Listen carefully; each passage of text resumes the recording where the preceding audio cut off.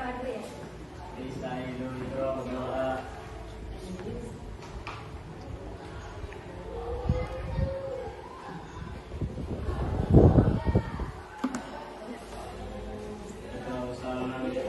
Assalamualaikum warahmatullahi wabarakatuh.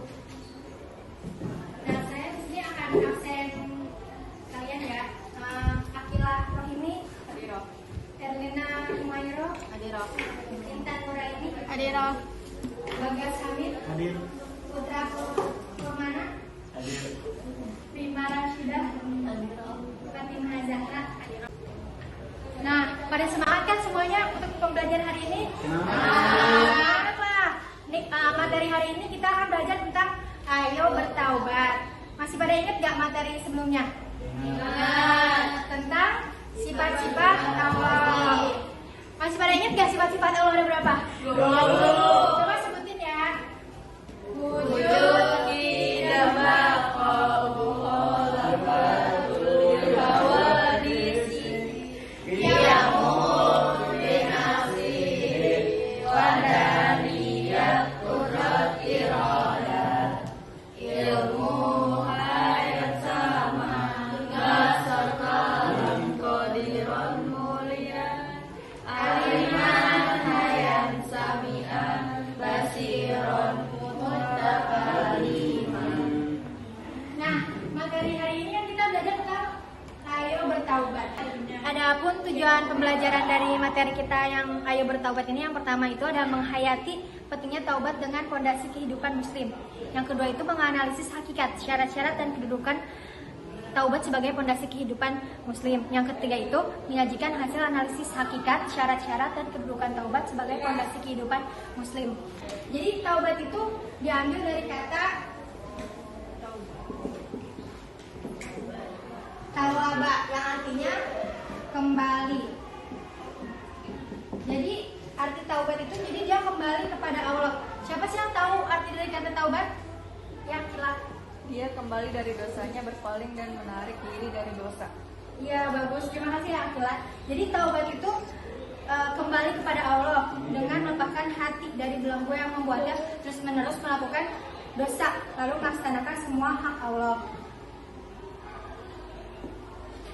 Jadi ada arti taubat secara syar'i, yaitu meninggalkan dosa karena takut kepada Allah, menganggapnya buruk, menyesali perbuatan maksiatnya, bertekad kuat untuk tidak mengulanginya dan memperbaiki apa yang mungkin bisa diperbaiki.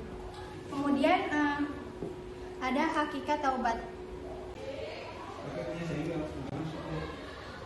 Nah, di sini ada hakikat taubat. Siapa sih yang tahu hakikat taubat itu?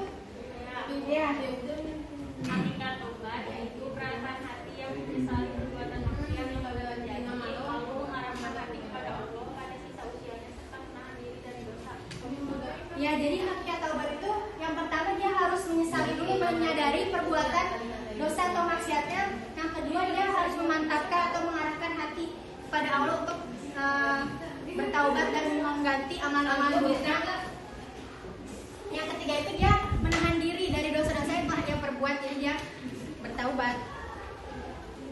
Jadi orang yang bertaubat itu dia harus menyesali perbuatannya dan menyadari dosa-dosanya, lalu meninggalkan perbuatan tersebut karena takut kepada Allah, lalu bertekad kuat untuk memperbaikinya. Ada yang tahu gak sih seseorang yang dianggap bertaubat itu kayak apa?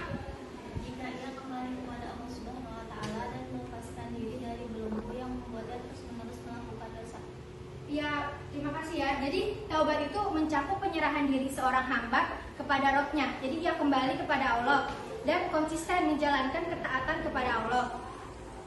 Jadi nggak cuma meninggalkan sekedar perbuatan dosanya, tapi dia melaksanakan, jadi mengganti perbuatan-perbuatan dosanya. Nah, ada syarat-syarat taubat. Yang pertama itu Islam, yang kedua itu menyesali dosanya, yang ketiga menyadari kesalahan, yang keempat memohon ampun kepada Allah, yang kelima berjanji kepada Allah tidak melakukannya lagi, dan yang keenam itu menutupi kepada Allah dengan beribadah. Jadi yang pertama Islam. Kenapa sih harus Islam? Karena orang yang kafir itu tidak diampuni dosanya sebelum dia masuk Islam. Kecuali dia masuk Islam, dia kembali jadi orang yang diampuni dosanya, kembali jadi orang yang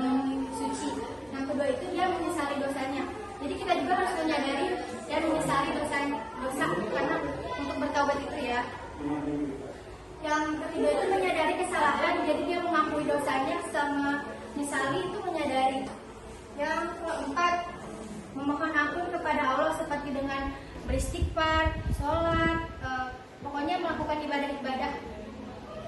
Terus yang kelima itu berjanji kepada Allah. Jadi di sini ada sabda Rasulullah SAW.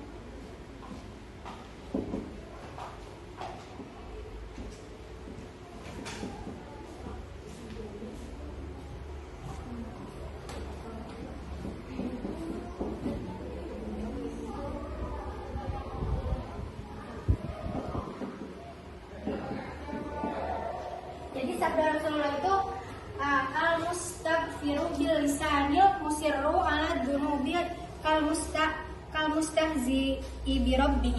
Ada yang tahu nggak sih artinya dari sabda Rasulullah ini?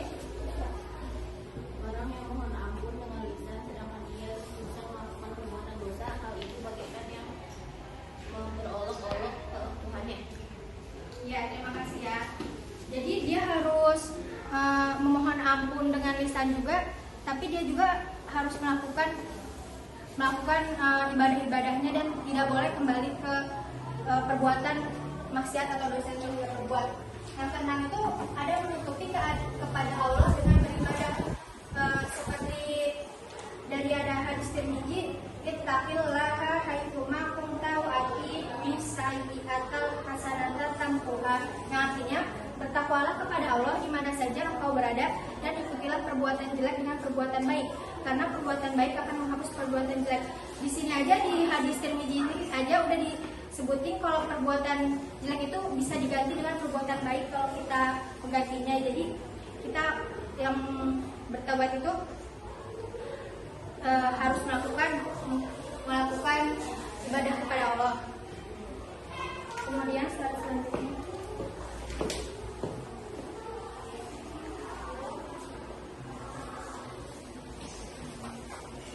ada kedudukan taubat.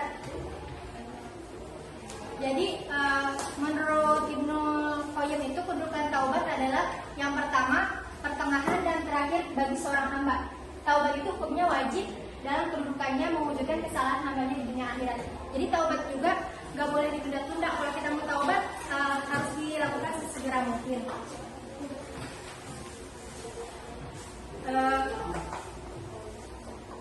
Ada juga jadi taubat juga ada yang disebut juga dengan taubatan nasuha. Ada yang tahu gak sih taubat nasuha itu apa? Ya. Ya, jadi taubatnya itu benar-benar ya. Jadi dia tulus terus mantap kepada Allah. Jadi taubatnya sungguh-sungguh untuk menghapus keburukan-keburukan sebelumnya dan mencegah keburukan yang mendatang. Jadi pengertian taubatan nasuha itu adalah meninggalkan dosa sekarang dan menyesali dosa yang telah dilakukan serta tidak mengulanginya lagi di masa mendatang. Jadi dia benar-benar bertaubat ya. Lalu Allah juga membagi hambanya menjadi hamba yang bertaubat dan hamba yang menzalimi.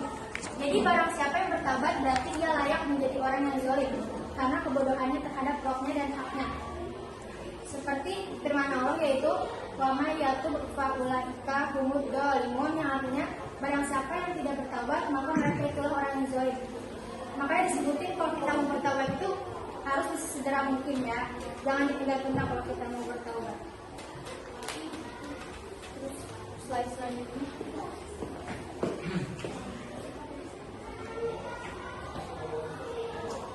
Slide selanjutnya itu ada keutamaan taubat.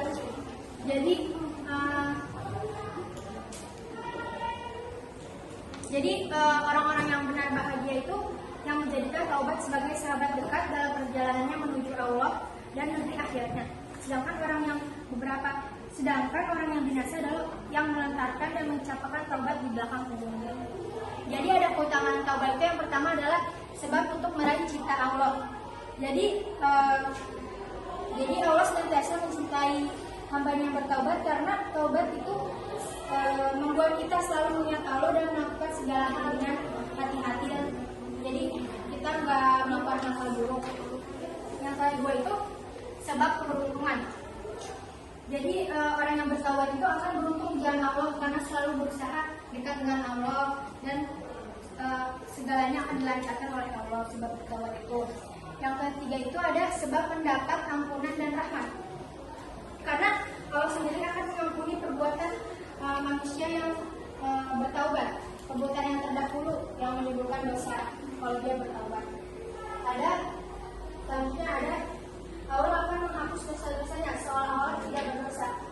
Seperti sabda Rasulullah, kata ibu minal dzambi amamullah dan malahu, yang artinya orang yang bertaubat dari dosa seolah-olah itu tidak berdosa. Jadi dia kayak lahir kembali. Dosa-dosa sebelumnya yang telah dia lakukan akan dihapuskan oleh Allah. Terus yang terakhir ada menjadi sebab hati menjadi bersinar dan bercahaya. Jadi orang yang bertaubat itu hatinya akan bercahaya dan bersinar karena taubat itu adalah obat yang mujarab bagi segala jenis penyakit jiwa dan hati. Sebab taubat menjadi fondasi perjalanan rohani, membawa kembali hamba yang berbuat maksiat menuju ketaatan dan melepaskan dari konsumsi racun mematikan yang bisa menghancurkan hati.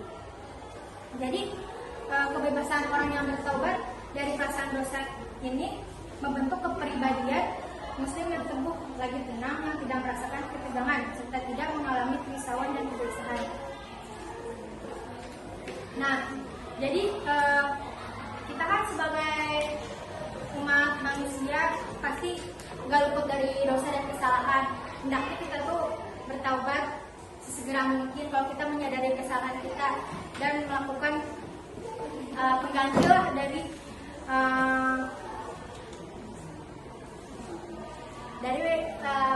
dosa-dosa yang telah kita perbuat. Nah, sampai materi dari sini saya akan menyimpulkan materi hari ini. Jadi hendaklah taubat dilakukan sesegera mungkin tanpa ditunda. Bertaubat dengan sungguh-sungguh dan melakukan ibadah dengan pendekatan kepada Allah. Taubat juga merupakan obat yang mujarab bagi segala jiwa dan hati. Sebab dengan taubat hati menjadi tenang karena merasa aman dengan Allah. Nah, sekian dari materi bertaubat hari ini. Semoga bisa kalian amalkan. Kurang lebihnya mohon maaf. Wassalamualaikum warahmatullahi wabarakatuh. Waalaikumsalam.